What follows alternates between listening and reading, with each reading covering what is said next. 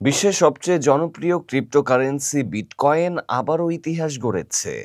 রোববার 5 অক্টোবর সকালে মার্কিন বাজারে দাম বেড়ে দাঁড়িয়েছে $1,25,245.57, যা প্রায় আগের চেয়ে 2.7% বেশি। খবর জানিয়েছে রয়টার্স।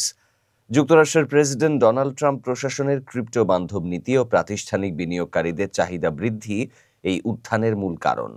গত আগস্টের মাঝামাঝি বিটকয়েনের আগের সর্বোচ্চ রেকর্ড ছিল $1,24,480। টানা 8 দিন ধরে বিটকয়েনের দাম ঊর্ধ্বমুখী প্রবণতা দেখা গেছে। শুক্রবার পর্যন্ত এটির ধারাবাহিক বৃদ্ধি অব্যাহত ছিল, যা যুক্তরাষ্ট্রের শেয়ার বাজারের ইতিবাচক ধারা এবং বিটকয়েন এক্সচেঞ্জ ট্রেডেড ফান্ডে নতুন অর্থপ্রবাহের কারণে আরও গতি পেয়েছে। অন্যদিকে মার্কিন ডলার দুর্বল অবস্থায় রয়েছে। শুক্রবার এটি প্রধান বৈদেশিক মুদ্রাগুলোর বিপরীতে টানা পতনের মুখে পড়ে। সরকারি কার্যক্রম আংশিকভাবে বন্ধ হয়ে যাওয়ার আশঙ্কা এবং মূল অর্থনৈতিক তথ্য প্রকাশে বিলম্বের কারণে ডলারের ওপর চাপ বেড়েছে বলে বিশেষজ্ঞরা মনে করছেন।